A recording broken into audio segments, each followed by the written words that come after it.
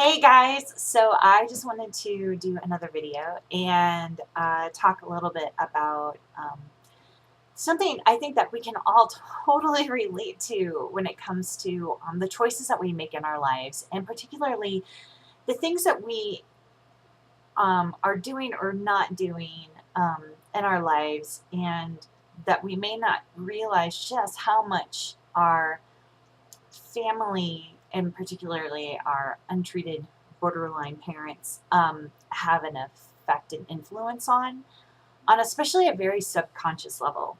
And so I know you guys have heard me, if you've been following the videos, that I have struggled with money, and and particularly just just kind of just the kind of confusion that I have with myself. Like I have been told by numerous people, and I own my own business, and I've been told by like numerous people like how, I could really be a thought leader in what I do um, with my business, but I choose not to.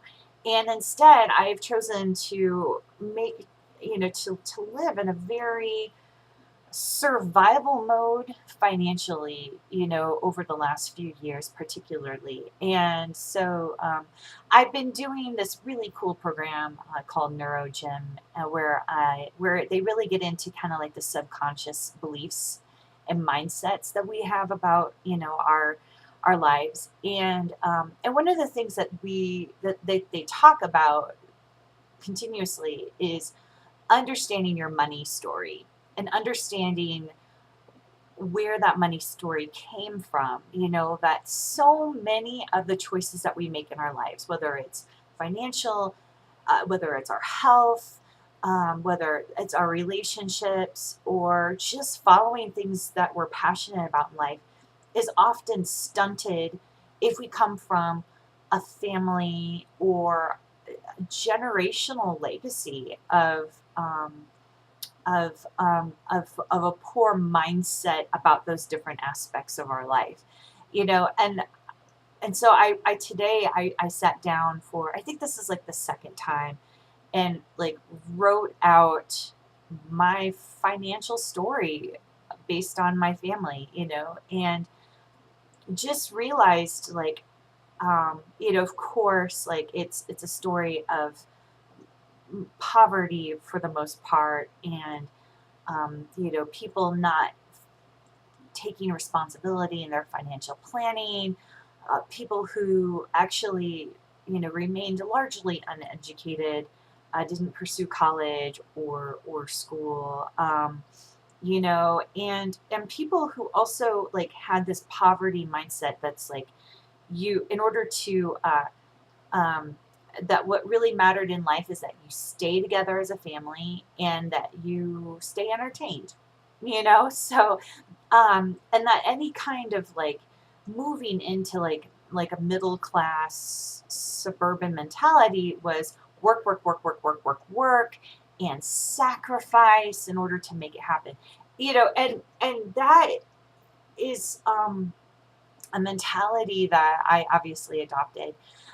But when I think about the things that I want to do in life, and the things that I want to pursue in life and things like that, like I see myself making more income than that. Like I want to make more income. I want to be financially successful and live with freedom and live in abundance and just use that abundance to give to people and give to the world and things like that. And so I've been thinking like, well, why am I holding myself back from that? Like, why am I holding myself back? And I finally figured it out. um, I have, the more I inhabit myself, the more I alienate myself from my family. I have done that on so many levels. Of course, relationally, emotionally. I think I started honestly emotionally. The more I got healthier, the more it made my family uncomfortable, and it turned into the blow up between, or the rage that my mom had with me on Christmas of 2014, or 13 or something, which led to us going no contact. So, emotionally, the healthier I've gotten, or the more I've become what I've wanted, I've lost connection with them, spiritually, that's been another big part of it too. My family has been, I would say fairly religious, like not super religious, but religious. And as I changed my beliefs based on the things that I felt like I needed, especially at the time or now, the healthier and happier, more content I've gotten in those beliefs,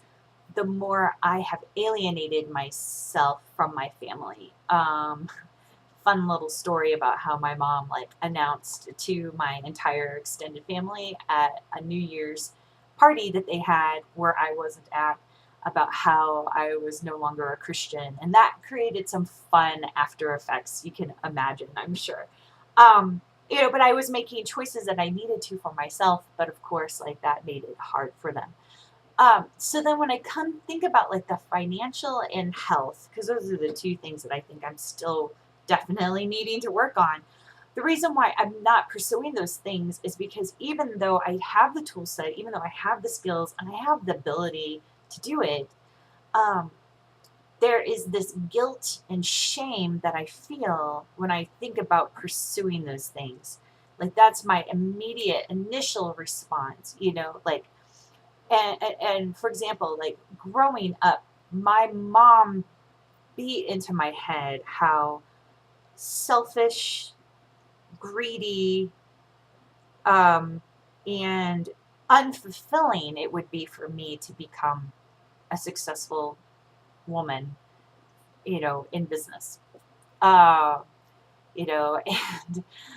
and that's because she's not, like she's a stay-at-home mom, with tons of kids and stuff like that, and so for me to not follow her footsteps made her feel bad about herself, and so she pushed all that crap and that immature mentality out onto me. And so when I think about the idea of becoming this successful thought leader that's going to help so many people, I don't initially think that way. I think negatively. So anyway, and I know that's what's been holding me back, because there's this deep underlying fear that like if I inhabit myself on a financial level, like I'll just all the more cut myself from my family, and I'll continue to experience that rejection and further space from them.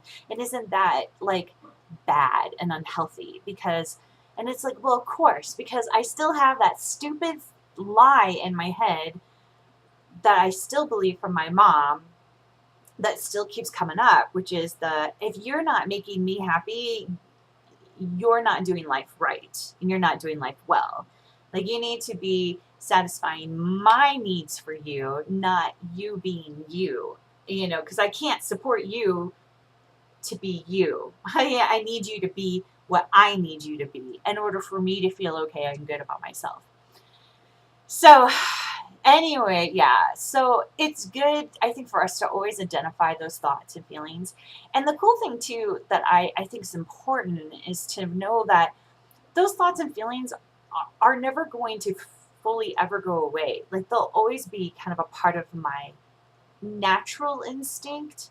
But the more I focus in instead on like, like retraining my thoughts and my feelings to go like, what, I'm so grateful that I get to live a life where I can have the freedom to do what I want to do, and I want to live my life according to what I feel like is honorable to me first and foremost, and trust that I will make the right decisions from there, and then from that like joy and satisfaction and abundance that I have in life, like be able to give to other people and help them, and surround myself with people who will honor and love and accept me for who I am, not be people who are trying to change me into something that I'm not.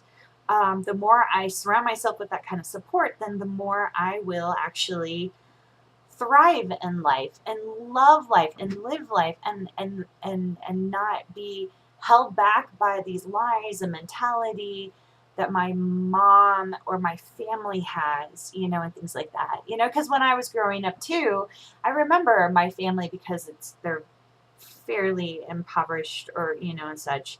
That like, the whole idea that rich people were greedy, rich people were selfish, and that money, the more money you make, the more it actually creates problems in relationships. It doesn't help them. And that's a lie that I don't believe truly. And so I'm going to just continue to sidestep those fears, sidestep those lies, and keep pursuing my life and keep affirming my vision for me and keep taking steps on a daily basis to live that out, whether they're big or small steps, and get the support that I need from people who have the same value, and yeah, I was just on the phone with one of my dear friends who, her husband created a wildly successful business. In fact, they actually retired by the time they were 50. Amazing. And I was talking to her about that, and she, is supporting me and is encouraging me to be like, yes, be you, April, like pursue your life and live the way you want to. And if you want to be successful at business, be successful at business, because think of how much good you're going to give to the world, and also good you're going to give to yourself, because you and I deserve to live abundantly and in a high value, fulfilling life that will then probably be very different than what our families, may have impressed upon us, including our moms. So anyway, just wanted to share that with you. Feel free to add your comments and thoughts below, and I hope you have a great day. Thanks.